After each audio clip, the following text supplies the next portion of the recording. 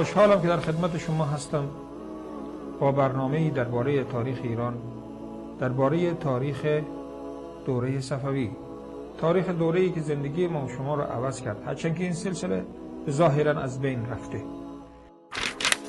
اتفاقاتی که تقریباً 500 سال پیش رخ داده امروز بر زندگی همه ما و شما تأثیرش هست.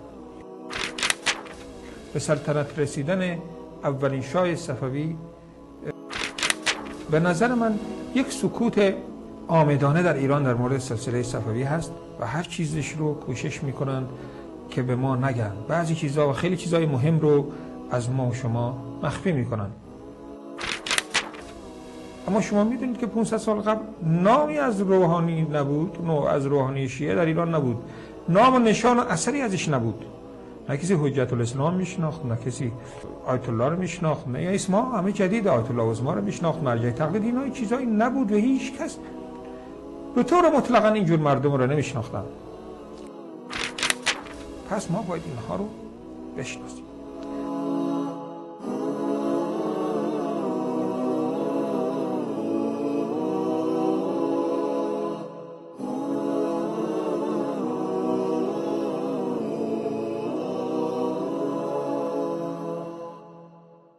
سلام بر شما بینندگان عزیز شبکه وصال حق.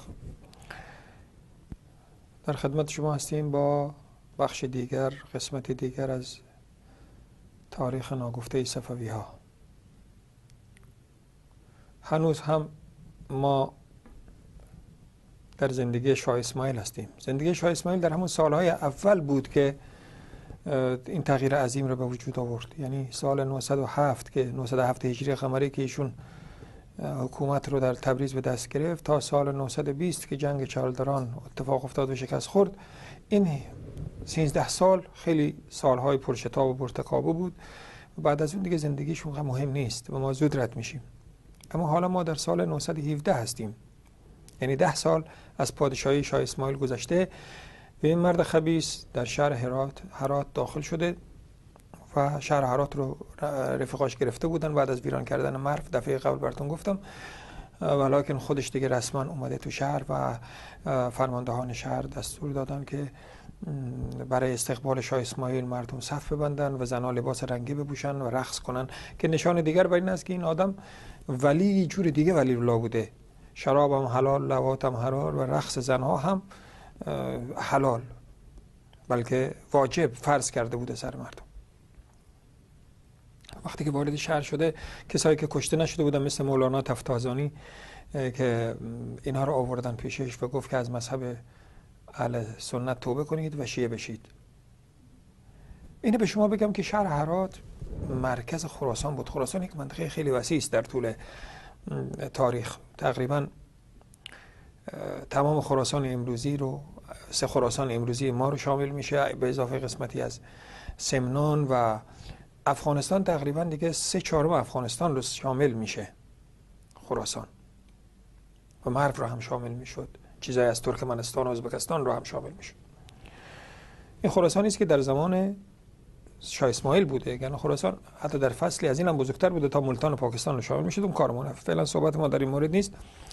به هر حال هرات مرکز خراسان بوده و شهر هرات یک شهر بسیار پر رونق بوده. دفعه قبل به شما گفتم و مرکز علمی هم بوده.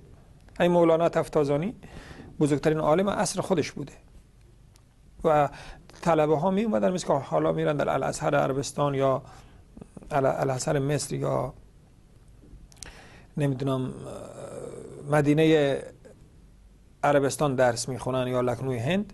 اون وقتا می اومدن هرات درس میخوندن. یعنی یک شهر آبادی بوده.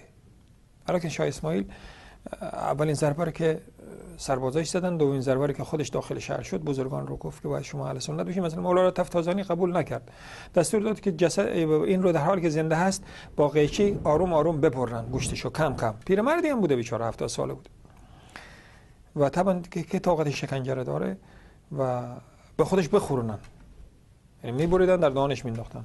آخر طبعا شکنجه مرد و باز جسدش رو سوزاندن. مثل همون کاری کردن، باز به جسد بعضی از بزرگان مثل جامی اینا هم حمله کردن، به استخوناش در آوردن سوزوندن. این کار دوست داشتن که از قبرها مرده ها رو می آوردن و نام پدر سوخته که شما میشنوید از اون وقت مونده. میگه آقا این سنیای پدر سوخته، چرا میگن پدراشون ما سوزوندیم. این اسمی است که از اون وقت مونده شده، یعنی از زمان شاه اسماعیل این به اصطلاح ضرب المثل وارد زبان فارسی شده. مثل که کلاهبرداری یا کلاهگذاری از زمان نادرشاه وارد زبان فارسی شده که رفته بود هند، کلاه خودش داد به پادشاه محمد خان گورکانی و کلاه اون رو گرفته بود. به هر حال بعد از اینکه شاه اسماعیل مردی نبود که سر جای خود وایسه، بعد از اینکه هرات رو گرفت به طرف میمنه، فاریاب، بلخ رفت، تخارستان اونورا رو گرفت، یعنی همون جایی که حالا افغانستان، اما از جیهون رد نشد. رودخانه جیهون رد نشد، چرا که هر چیز زمان میخواد. خب این از کی گرفت؟ اینها رو از همون شیبک خان گرفت. شیبک خان شکست داده بودن دیگه. شیبک خان شکست داد که پادشاهی شیبک خان اونجا قدیما اینطور بود که پادشاه شکست میخورد لشکرش هم از بین میرفت. این شهرها تقریبا بی سر و سام بی سرپرست بودن. البته این نکته رو به شما بگم که اینجا یک شخصیت دیگری وارد بازی شاه اسماعیل میشه، اونم ظهیرالدین بابر است. ظهیرالدین بابر یک پادشاه مشهوری است، حالا با تاریخ هندوستان وابسته است، اما اون وقتی که این داستان داره اتفاق میفته ایشون در کابل بوده. ایشون اصلا از فرغانه بوده، همین شیبک خان این رو شکست داده بوده و فراری شده بود، اومده بود کابل و قندهار در دستش بود. حالا که شیبک خان مرده به تمام افتاده که بر سرزمین پدر خودش رو پس بگیره، اینو از خاندان تیموری هم بود ایشونا، رفت و این دفعه گرفت، منتها به اصطلاح شکست خورد از چیز، یعنی در این وقت اینجا بی سرپرست بود. آقای ظهیرالدین بلخ نگرفته، رفته طرف فرغانه. از عبیدالله خان که برادرزاده شیبک خان بود، شیبک خان همونی است که شاه اسماعیل کشتش و سرش کاسه چی درست کرد، جام شراب درست کرد.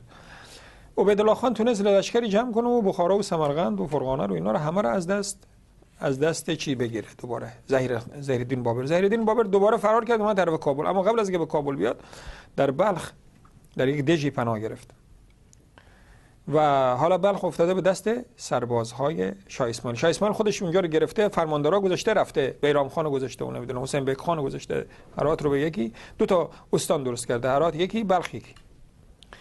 حاکم بلخ گفته به ما کمک کن.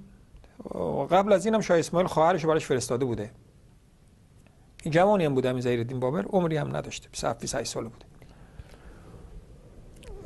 اون بود دیگه باید کسب اجازه کنه، از شاه اسماعیل کسب اجازه میکنه. شاه اسماعیل یک جلاد خودش همون نجم الدین ثانی باشه که اصفهانی بوده، حالا کم کم گفتم اراذل اوباش با یک جا شده بودن. هر انقلابی که میشه معمولا دیگه مردم فرصت طلب خود میرسونن.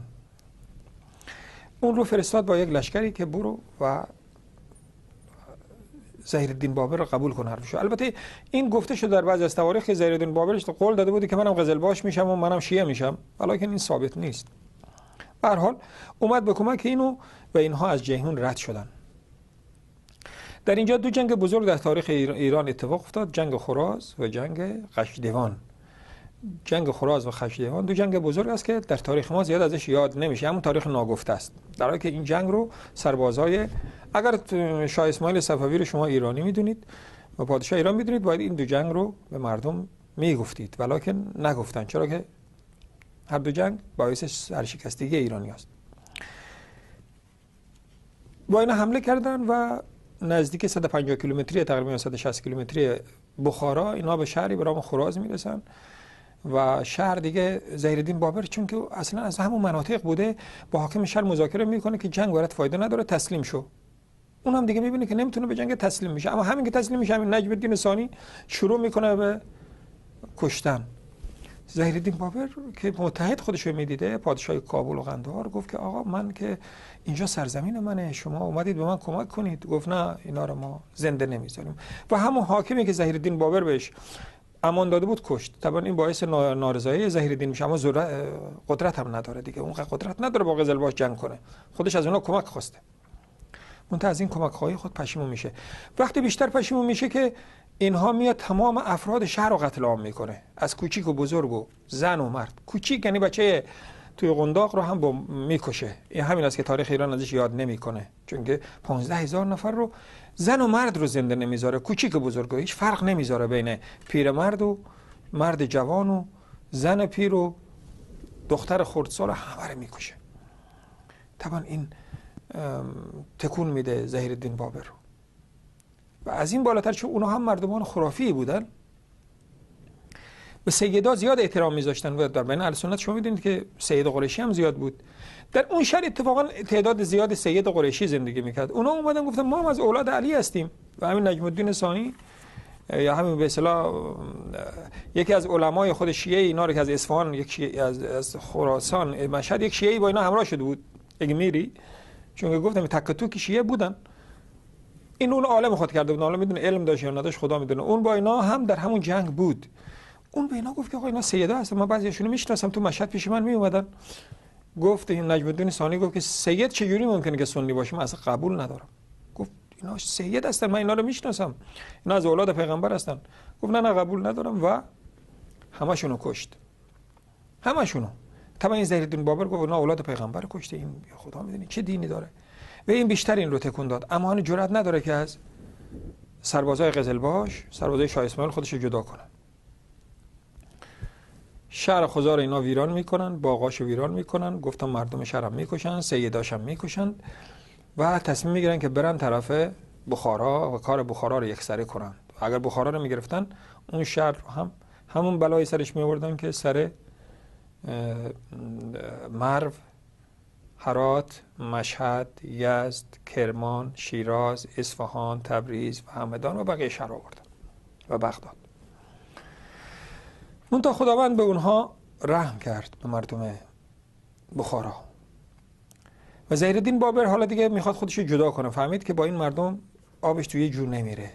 سعی کرد که یکم کارشکنی کنه. بهشون گفت ببینید حالا این جنگ در خراز از پاییز بود، خزار، و گفت که ما حالا پاییز، زمستان تو راه زمستان بخارا سرده، بیا ما در بهار بهشون حمله کنیم. وقت میخواست.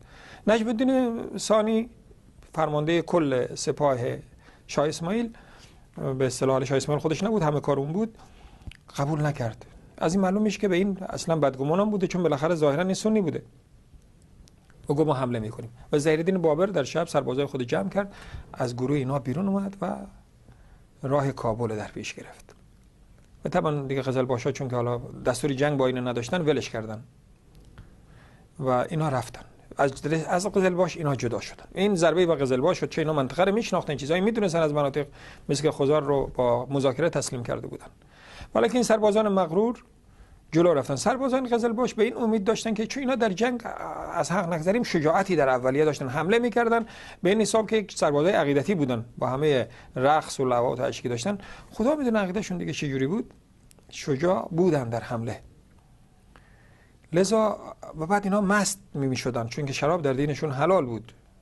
ببینید شاید شما بگید که در مذهب شیعه که شراب حلال نیست. این شیعه رو باز عوض کردن. اینا شیعه علوی بودن، من بهش میرسم که کسایی که علمای شیعه که از لبنان اومدن این انقلاب رو از شاه اسماعیل دزدیدن، اصلاحش کردن، ولی که اونا شراب میخوردن. این دوست و دشمن در تاریخ نوشته که اونا در جنگ ها شب قبل از جنگ شراب میخوردن و این شراب اینا رو نیمه مست میکرد. از اون طرف هم اعتقاد داشتن که شیخ ما کمک ما میکنه، حضرت علی به کمک ما میاد، حضرت اسماعیل و شاه اسماعیل منظورشون به کمک ما میاد. لذا با شجاعت حمله میکرد. وقتی شما با شجاعت حمله کنی مگر با تدبیر شکست بخوری، یعنی وقتی که شما حمله فدایی بکنی دیگه جز با تدبیر نمیشه یک فدایی رو شکست داد. اینا یک تقریبا نوعی حمله فدایی داشتن، از حق نگذریم. اینها رسیدن به نزدیک 6 فرسخی به بخارا. حالا ظهیرالدین از اینا جدا شده، لشکر قزلباش داره میره بخارا رو بگیره، یعنی سرزمین صفوی رو داره میبره تا بخارا، جایی که پایتخت شیبک خان بوده که اینا سرشو از چی پر کرده بودن، پوست سرشو برای سلطان سلیم فرستاده بودن، دستهاش قطع کرده بودن، جام شراب از سرش جور کرده بودن و جسدشو خورده بودن. اما برادرزاده عبیدالله خان که حالا مردم جمع کرده از سمرقندم کمک گرفت و در 6 فرسخی که چیز به جمع استقبال سپاه قزلباش اومد. اونا مکر به کار بودن، فهمیده بودن نقطه ضعف خودش رو در مقابل سپاه قزلباش. اینا اومدن در شهری به نام قشدهان، در دیوارهای شهر پناه گرفتن، در باغ‌های شهر پناه گرفتن، یعنی در زمین باز روبرو نشدن با قزلباشا که اینا یک دفعه خرکی حمله کنن و اینا رو شکست بدن. اما نجم الدین ثانی به خودش مطمئن بود. صبحش حمله را صادر کرد و اینها سربازان ازبک هم در جنگ خیلی مردمان شجاعی هستند، ولی که روحیه باخته بودن در اون وقت. حالا دیگه مجبور بودن شهر خود دفاع کنن، شهرشون زن بچه‌هاشون بود، دیده بودن که اینا در شهرهای دیگه چیکار کردن. حالا دیگه یک جنگ دفاعی بود. و به گمانم این جنگ در رمضان هم بود، بله در 3 رمضان بود به نظرم. طبعا معنویت اونام بالا رفته بود. رمضان معمولا ماه پیروزی مسلمان است و وقتی که سپاه قزلباش حمله میکنه، اینها از همون دیوارهای نیمه شکسته و از پشت درختها و از باغها با تیر اینا رو میزنن. این تیر زدن پدر اینا رو در میاره، چون اینها با شمشیر قوی بودن، اونا با تیر اینا رو فرصت ندادن که اینا نزدیک بیان و بدمستی کنن و شکست عظیمی در قشتوان در سپاه قزلباش افتاد. شکستی که از اون شکست تاریخ قزلباش دیگر ندید تا جنگ چالدران. و سربازای ازبک دیگه اونا فرار کردن. نجم الدین ثانی دستگیر شد و کشته شد.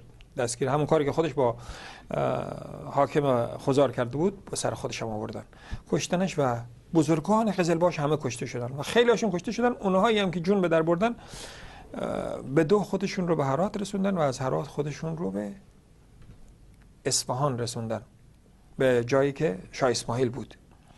و عبیدالله خان به دنبال اینا تاخت، از جیهون گذشت، بلخو گرفت، میمنه رو گرفت، فاریاب گرفت، تخارستان گرفت، اومد و شهر هرات رو هم گرفت. به اینم اکتفا نکرد دیگه، حالا سربازی جلوش نبود، مرو هم گرفت. حالا مرو البته از بین برده بودن، شهر مرو که یک شهر بزرگ بود شاه اسماعیل از بین برده بود. و مشهد هم گرفت. در مشهد متوقف شد. چرا؟ مشهد هم پایتخت تیموریا بود.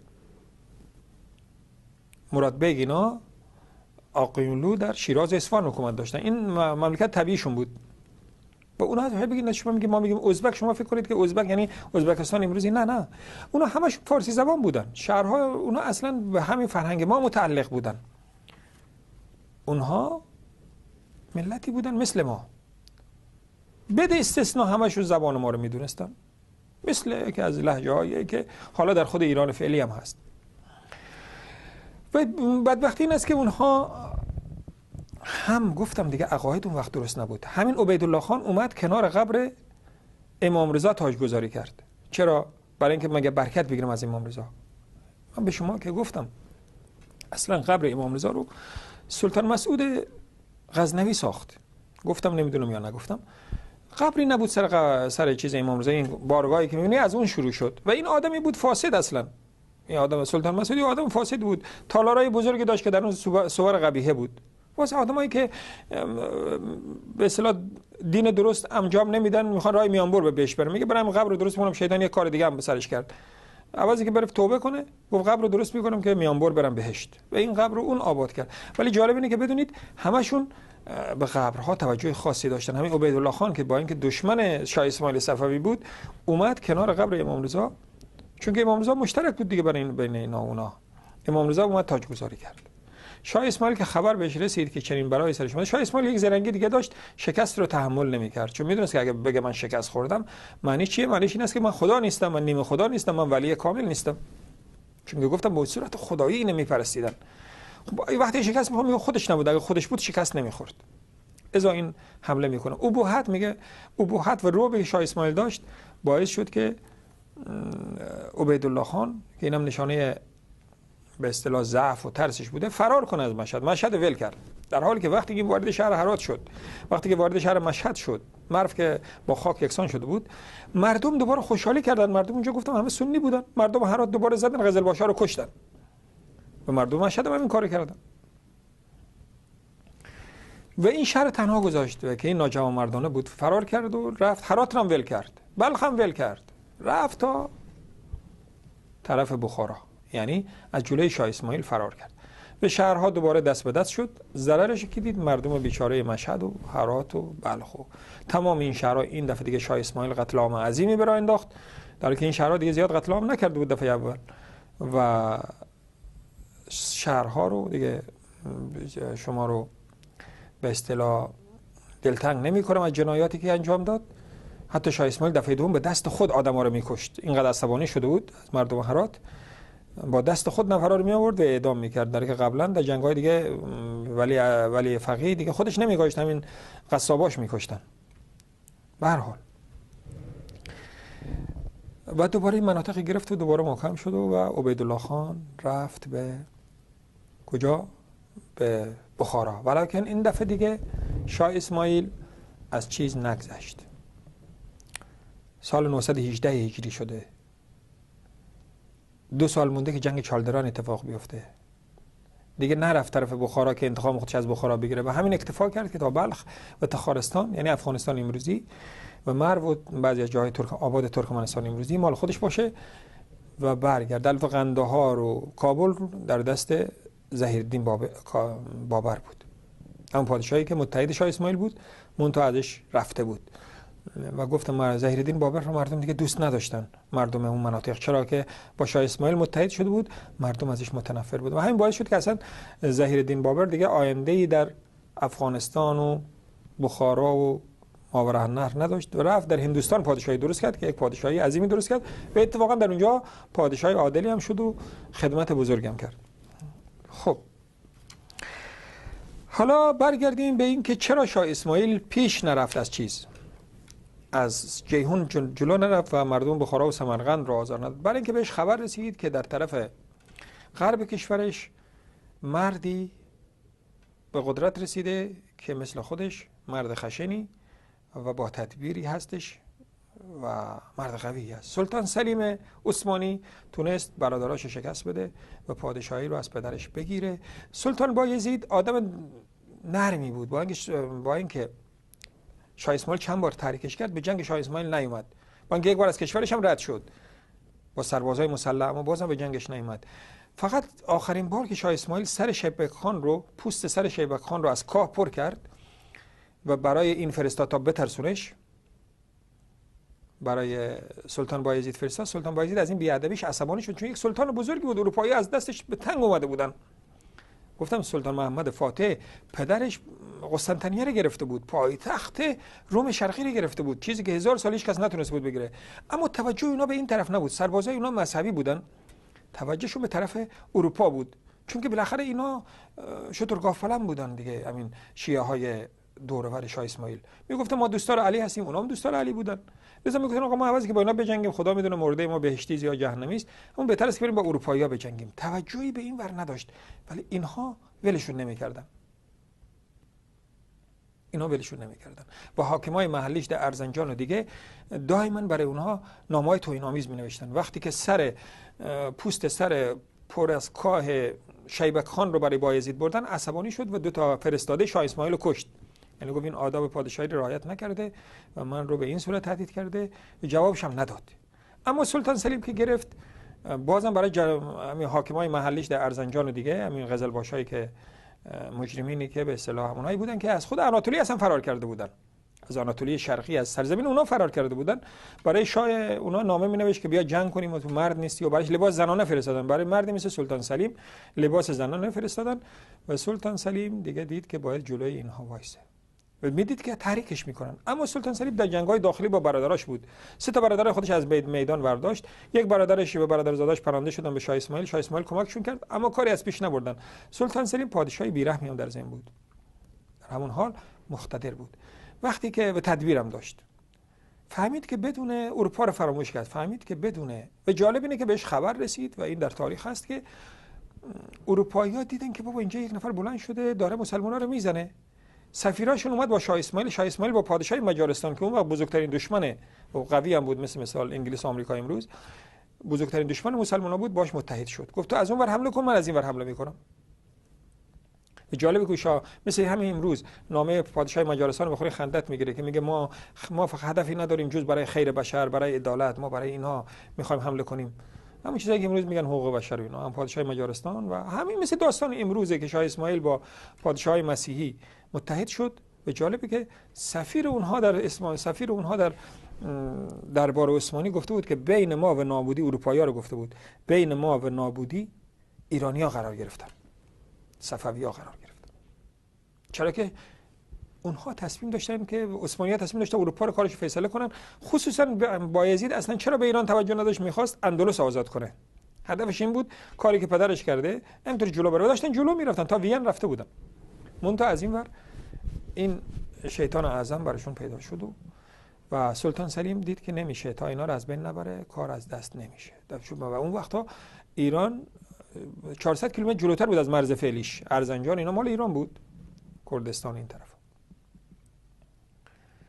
شاه سلطان اومد و برای شاه اسماعیل نامه نوشت. اینجا یک اتفاقی افتاد. البته اینم بدونید که این اتفاق خیلی به سلطان سلیم کمک کرد. این است که علمای خوابیده‌ای که تا حالا خواب بودن یه دفعه از خواب بیدار شدن. شما ببینید که علمای اون دوره همه خواب بودن. همین مولانا تفتازانی گفتم بزرگترین عالم عصر بود در هرات. خب هیچ تدبیری نیندیشید تا شاه اسماعیل وارد شهر نشد، شهر رو نگرفت. اون وقتی که جلوش آوردم گفت من حاضر نیستم شیعه بشم. خب بابا قبل از این لشکری درست می‌کردیم، مردم رو تحریک می‌کردیم. مردم در هر دوره به حرف علما هستن، خصوصا مردم اون دوره.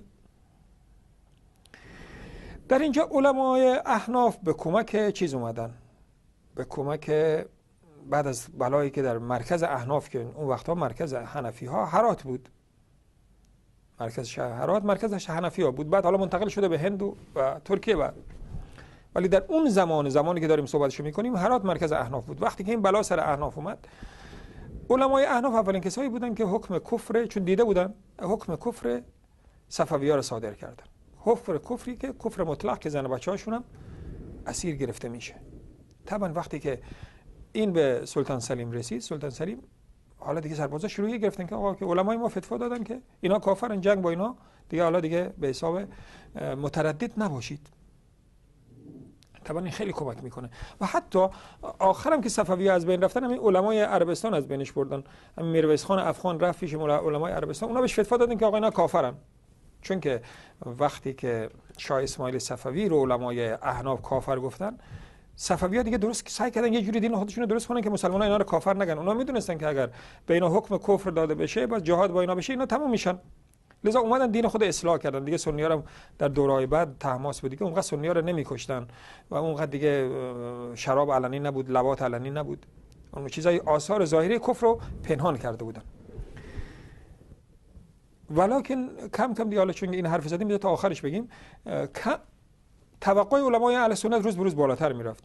علمای عربستان در همون زمان هنوز که محمد ابن عبدالوهابی پیدا نشده بود، به اصطلاح متمسک شدن، چون فهمیدن این بلاها که سرشون اومده از این است که از دین خود دور شدن.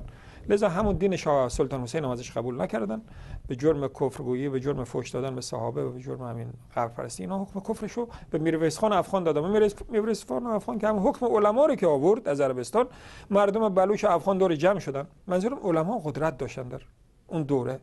و در چالدران هم همین علما بودن که سلطان سلیم رو تحریک کردن. شاید حالا شما بعضی از این شیعه بگین که آقا پس این بلا رو اینا سر ما آوردن. نه خب این رفته قبر امامشون رو خراب کرده، بزرگترین توهینا رو کرده. طبعا دیگه به جواب های هوی کلوخنداز را پاداش سنگ است. اونام دیگه دیدن که اینا این کارا رو میکنن، حکم اگه قبر پرستم بودن دیدن که اینا قبرا رو هم خراب میکنه دیگه، هیچی برای اینا نمونده بود که حکم کفر اینا رو صادر نکنن. به هر حال سلطان سلیم حرکت میکنه و میاد جلو. 140,000 سپاهی رو فراهم میاره. اولین کاری که میکنه، این کار جالبی که سلطان سلیم انجام میده اینه که میاد و شهرهای اینا رو اول اینا جالب اینه، اینو میخواستم بگم که سلطان شاه اسماعیل در بین اونها جاسوس داشت. شاه اسماعیل در بین خود چیز خیلی کار کرده بود، ترکا، چون اصلا گفت از اونجا اومده بودن، اینا که ایرانی نبودن. لذا هر جا نفر داشت. اینا فکر میکردن که نفر ما بلند میشه قیام میکنه و سلطان سلیم هیچ کاری نمیتونه بکنه. از داخل ستون پنجم قوی داشت. سلطان سلیم چیکار کرد؟ همه‌شون رو شناسایی کرد. هیچی نگفت بهشون. در آناتولی شرقی همه رو شناسایی کرد. یک روز سرشون حمله کرد، 40,000 نفر در یک روز کشت. و این دیگه ضربه‌ای بود. و بقیه هم که سرشون شک داشت که آیا اینها قزلباش هستن، بکتاشی هستن، به اصطلاح طرفدار شاه اسماعیل هستن یا نه، اونا رو مثل خر، مثل اسب مهر زد، نشاندار کرد، فرستاد در طرف اروپایی تصرفات خودش. از آناتولی شرقی برد، گفت دیگه فتنه نکنن. به این ترتیب منطقه رو پاک کرد. اونایی هم که زنده مونده بودن، چون که حالا حکم کفرشون گفتم صادر شده بود، هرگز باور نمی‌کردن که همچین بلایی سرشون بیاد. اون بکتاشیایی که زنده مونده بودن، چون اونا ظاهرا خود مسلمان میگرفتن، وقتی که درگیر میشدن میگفتن آقا ما مسلمانیم، لا اله الا الله محمد رسول الله میگیم. حالا که حکم کفر اومده بود و پادشاهی قوی مثل سلطان سلیم بود، اینا دیدن که با این تو بمیری از اون تو بمیری یا نیست، همه‌شون رفتن در کوه و غارا پنهان شدن. دیگه شاه اسماعیل کسی نداشت از درون اینا رو زمین بزنه، علنی کسی رو دیگه نداشت. اگه 4 نفرم داشتن اونا جرأت نداشتن حرف بزنن. اینا در ارتش عثمانی هم نفر داشتن اما دیگه جرأت نبود، چرا که سلطان سلیم رحم نمیکرد. سلطان سلیم اومد و طرف ارزنجان، قبل از اینکه در مرز ارزنجان اردو زد، برای شاه اسماعیل پیغام فرستاد که بیا جنگ، مرد هستی، من اعلان جنگ میکنم، بیا سر در مرزت با من جنگ کن. شاه اسماعیل نرفت، چون میدونست که نمیتونه روبرو پیروز بشه با ارتش مثل اون ارتش، باید به نامردی پیروز میشد. کما اینکه شیبک خانم به نامردی کشتن، این مکر کردن. به هر حال هر شهری که گرفتن یک دفعه حمله کردن. به هر حال شاه اسماعیل از این ترس اینا فهمیده بودن که شاه اسماعیل ممکنه کلک بزنه، سرباز خود دو قسمت کرد، 40,000 رو طرف کردستان فرستاد که از جنوب حمله نکنه و 100,000 آورد داخل خاک ایران. ارزنجان گرفت، هیچ چی نشد. جلو اومد 400 کیلومتر خاک ایران جلو اومد و برای شاه اسماعیل نامه نوشت که بابا کشور یک پادشاه مثل زن اون پادشاه است، وقتی بهش تجاوز شد آدم میاد دفاع میکنه، تو که هیچ غیرت نداشتی، ما تو رو آدم با غیرتی فکر میکردیم.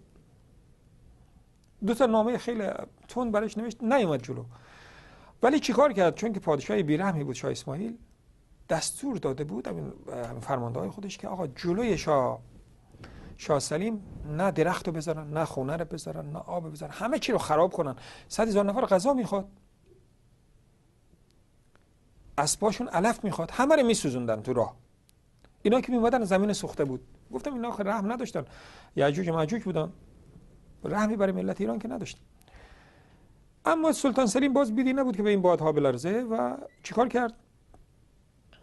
یک کانال درست کرد از بندری در دریای سیاه ترابزون تا لشکر خودش. روز شب این کانال براشون غذا و آب می آورد. طبعا در مشکلات بودن اما اینطور نشد که بدون آب و غذا بمونن، چون که تو نمیتونستن تو راه بخرن.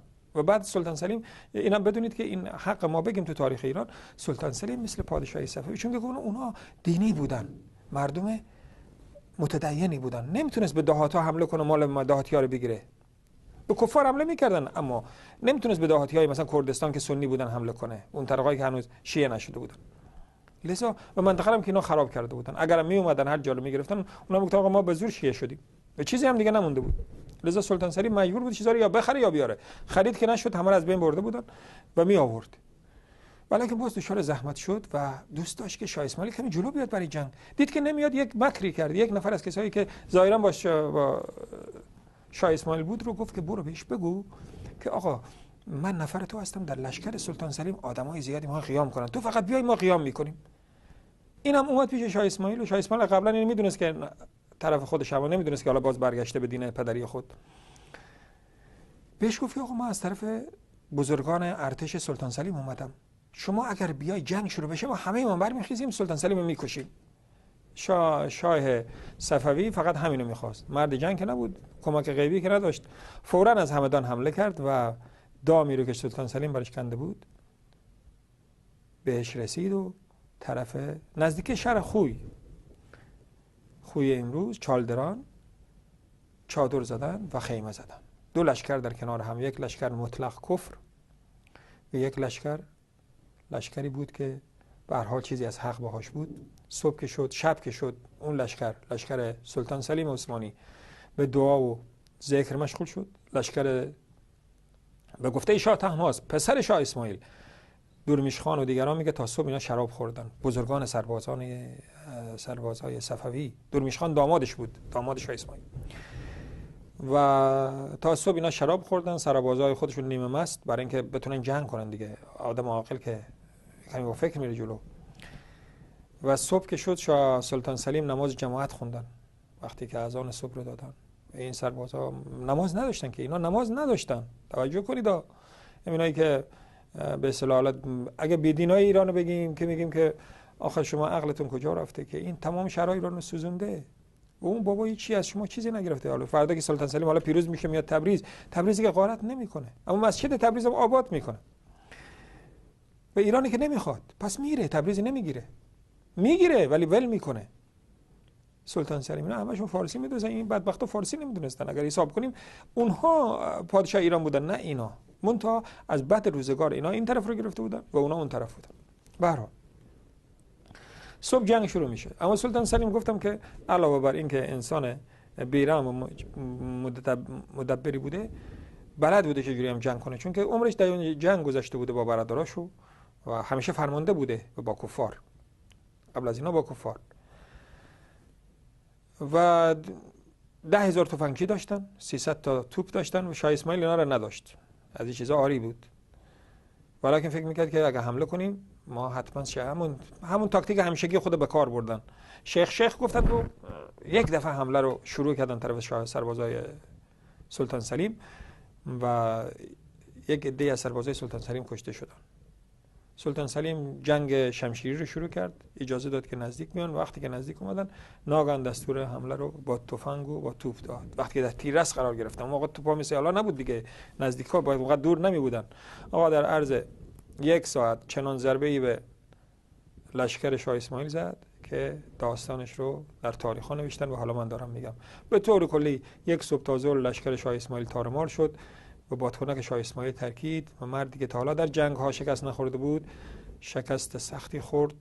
زن و بچه‌هاشون اسیر شدن. البته اول جنگ شرکت هم نکرده بود، در جنگ دور بود، ولی که وقتی جنگ شدید شد دیدن شکست می‌خوره، اینا آوردن جلو که شاید خدا کمک بکنه. خدای خودشون شیطانشون کمکی بهشون نشد، خودش زخمی در یه گودالی افتاد. ولی چون که اون وقت مثل حالا نبود که بشناسن، از تاریکی شب اون وقت برق هم نبود که بگردن، از تاریکی شب استفاده کرد و با چند نفر دیگه فرار کرد. لشکر شکست خورده‌اش فرار کردن، زن و بچه‌هاشون به دست سلطان سلیم افتادن و سلطان سلیم همه‌شون رو با خودشون برد و در اروپا فروخت، در بازارهای برده فروشی اونجا. یکیش هم جالبه که زن خودش اسماعیل بوده که او رو هم گرفته برد. یک زن شیشمی داشته، 6 تا زن داشته، شیشم رو خیلی دوست داشته، جوانترین زنش بود، اون با خودش میگردونده. به هر حال فردای اینکه یک چند روزی 2 هفته‌ای در چی موند، در چالدران موند شاه سلطان عثمانی و بعد به طرف تبریز اومد، پایتخت شاه اسماعیل صفوی. تبریزی‌ها دیگه بازم اظهار خوشحالی کردن و قزلباشا رو کشتن.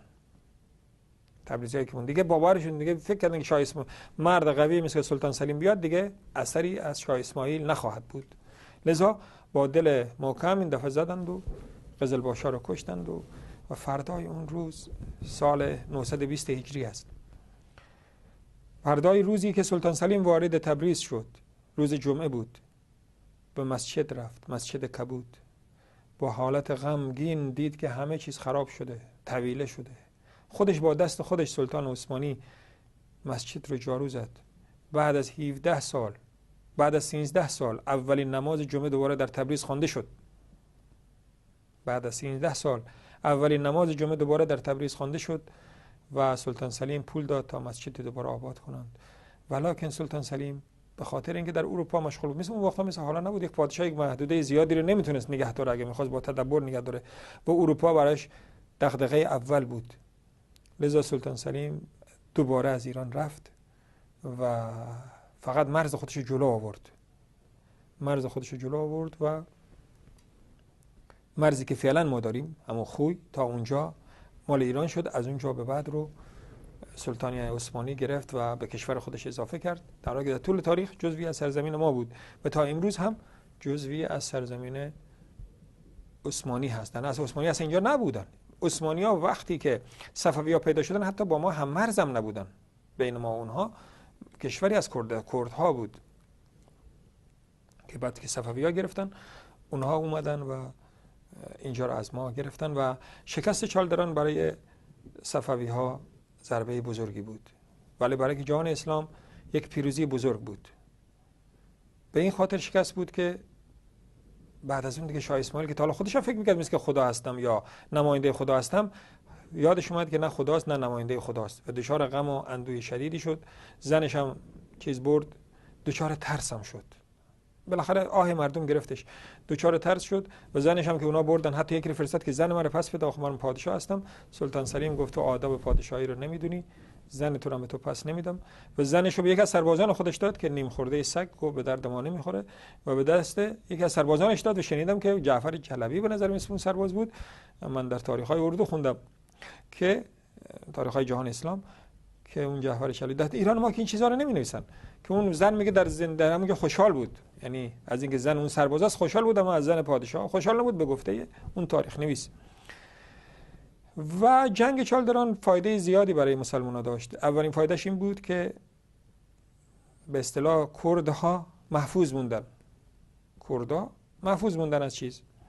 از صفویت، و با اینکه تا اون موقع هرگز با ترک‌های عثمانی یک جا نشده بودن، برای اینکه از دست صفوی‌ها در امان بمانن خود رو با عثمانی‌ها متحد کردن و عثمانی‌ها هم اونا رو پذیرفتن و مستقل شدن و با عثمانی‌ها شدن. از این ور حتی بعد از مرگ شاه اسماعیل، یعنی همون سالی که شاه اسماعیل مرد، روحیه مسلمان‌ها قوی شد و بغداد هم دستش بیرون رفت. 10 سال بعد حتی بغداد هم ازش گرفتن عثمانی‌ها. بغداد در طول تاریخ در دست عثمانی‌ها نبود. اگر بعد از عباسی‌ها، حتی در زمان عباسی‌ها ایرانی‌ها حکومت می‌کردن، آل بویه حکومت می‌کردن. حتی در زمانی که شاه اسماعیل اومد بود، بغداد دست کی بود؟ دست پادشاه شیراز بود، مراد بیگ بود. و از اون ور هرات هم از اینا جدا شد و برای همیشه سعی کردن که خود رو از ایران دور کنن. 3 بار انقلاب کردن هراتی‌ها تا خود رو از صفوی‌ها دور کنن و دفعه سوم موفق شدن. تنها جایی که گفتم قتل عام نشد سیستان بود. البته کردها خود نجات دادن که حالا می‌بینید که کردها اهل سنت هستن، شافعی هستن. اما سیستانی‌ها چرا نجات یافتن؟ خراسانی، منظورم بلوچاست. بلوچ‌ها به خاطر سرزمین وسیع و بی آب و علفشون. چرا من به شما گفتم شاه صفوی برای اینکه سلطان سلیم نتونه بیاد تو کشورش تمام سرزمین بی آب و علف کرد. ولی که خداوند سرزمین بلوچ‌ها رو بی آب و علف ساخته بوده. لذا اینا نمیتونستن برن اونجا، برایشون ارزش نداشت که برن حمله کنن و شهری نبود، زاهدانی نبود که اون وقت. شهری نبود دیگه، مردم بیابانگردی بودن و در واحه‌های کوچیک زندگی می‌کردن. این ارزش برای صفوی‌ها نداشت. بس سرزمین خیلی وسیع بود بلوچستان که حالا نیست که این بلوچستان کوچیک که شما می‌بینید، تا مکران، تا نزدیک کراچی، تا نزدیک هند میشه گفت که اینها بلوچستان حساب میشد. مکران و اینا همیشه با ایران بودن. بعد از اومدن صفوی‌ها، اینها هم خان‌ها اینام که دیدن که اینها مردمان وحشی هستن و اصحاب پیغمبر رو فحش میدن و کار عجیب غریب دارن، اینا هم از اینا جدا شدن و به طور کلی به اصطلاح رفتن با پادشاه هند یک جا شدن. این که امروز می‌بینید شما بلوچستان با هندیاست، علتش این است که در زمان صفوی خان‌های اون منطقه دست خان‌ها بود. اونها دیدن که آقا بهتر است که با ظهیرالدین بابر پادشاه عادل هند یک جا بشیم. عادل بود نسبت به این، البته پادشاه بهتری بود و همیشه مکران و بلوچستان با هندیا شد، یا مستقل بود یا با هندیا بود. و به این ترتیب تنها ملتی که خوشبخت بود در دست اینا در امان موند بلوچ‌ها بودن و تا حد زیادی هم، تا یه حدی هم کردها. این بود داستان شاه اسماعیل صفوی. ولی برای اینکه داستان رو تموم کنیم، چون بعد از این دیگه داستانی نداره، بذارید داستان صفوی رو تموم کنیم. در دفعه بعد، هرچند از وقت برنامه کمی گذشته، دفعه بعد بپردازیم به شاه بعدی صفوی‌ها.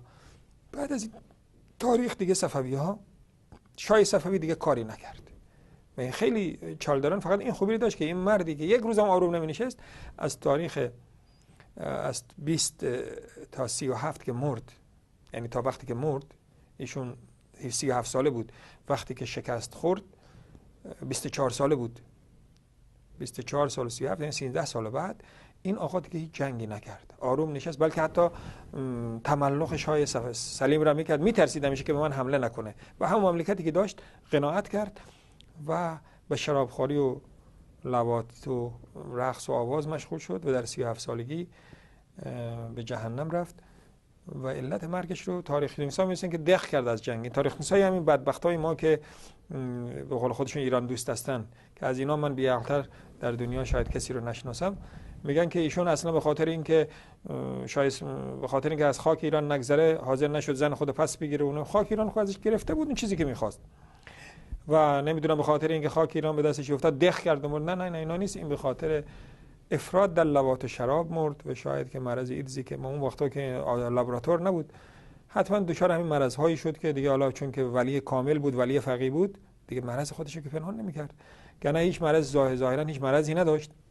اون بعد در 37 سالگی جان به جان آفرین مجبوراً تسلیم کرد و به جهنم جاویدان رفت. اما دردسرش برای ما تا امروز مونده تا مرد با همتی پیدا بشه و این فساد عظیمی رو که این شاگرد شیطان در ایران درست کرده، و به شما خواهم گفت که شاگردانش حالا هستند، یک فرقه‌ای که این درست کرده هنوز هستند، یعنی کسایی که پدرای شما رو کشتن و اونها رو کباب کردن جلوی چشمش بچه‌هاشونو، یک فرقش هنوز هم هست که در جلسه بعد، در جلسات بعد بهش خواهم پرداخت. تا اون وقت شما رو به خداوند بزرگ می‌سپارم الله یار یاور همه شما باشه.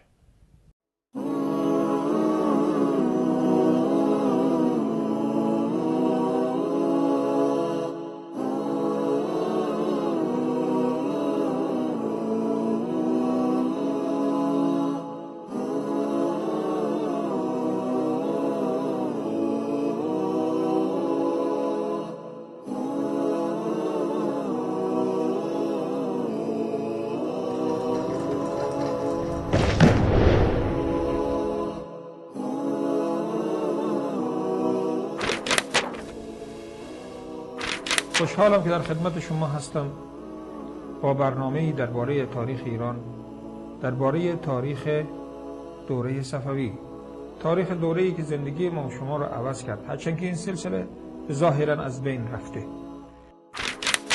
اتفاقاتی که تقریباً 500 سال پیش رخ داده امروز بر زندگی همه ما و شما تأثیرش هست. به سلطنت رسیدن اولین شاه صفوی به نظر من یک سکوت عامدانه در ایران در مورد سلسله صفوی هست و هر چیزش رو کوشش میکنند که به ما نگن. بعضی چیزها و خیلی چیزهای مهم رو از ما و شما مخفی میکنن. اما شما میدونید که 500 سال قبل نامی از روحانی نبود، از روحانی شیعه در ایران نبود، نام و نشان و اثری ازش نبود. نه کسی حجت الاسلام میشناخت، نه کسی آیت الله رو میشناخت، نه اسما همه جدید آیت الله عظما رو میشناخت، مرجع تقلید، اینا چیزایی نبود و هیچ کس به طور مطلقاً اینجور مردم رو نمیشناختن. پس ما باید اینها رو بشناسیم.